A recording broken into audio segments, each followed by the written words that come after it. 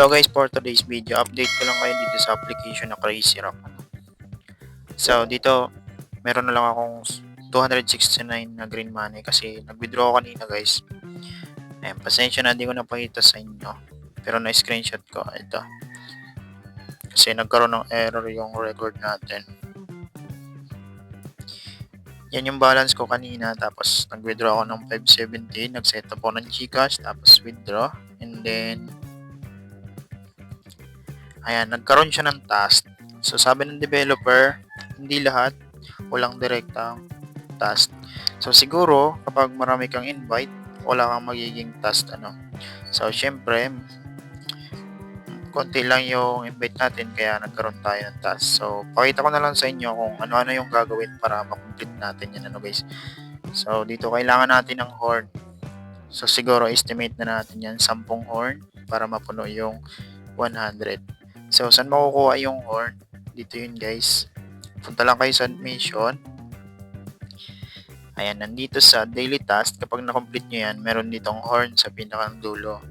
Kompletuhin nyo lang everyday yung daily task, para makakuha kayo ng horn. And then, pwede rin kayo mag-invite, mas mabilis kayong makakakuha ng horn. So, only yung makuha nyo na horn habang nag-i-invite kayo. Pero depende pa rin kung masipag kayo mag-invite or kung tinatamad naman kayo, mag-daily task na lang kayo, guys. So, sa pag-invite, nandyan yung link nyo sa invite. I-copy nyo lang yan, tapos i-share nyo sa friends nyo. So, by the way nga pala, nagawan ko na siya ng previous video kung ano yung mga ways to earn niya, yung mga daily tasks kung paano ginagawa. Nandyan lang siya sa ating description box. And then, para sa mga interesado, nandyan lang yung link ng application sa ating description box at sa ating comment section.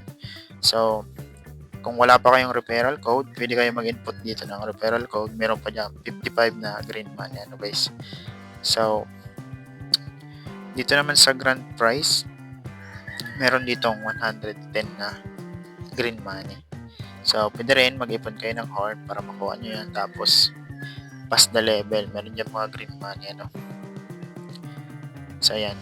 So, ganun lang dito, guys. Matik naman na ma-withdraw nyo yan kapag napabot nyo dito, Ayan. So, ito lang yung kailangan yung punuin. Ayan. Kapag meron kayong horn, click nyo lang dito para tumaas yan ng tumaas, guys. Ito yung withdraw ko kanina. Ayan.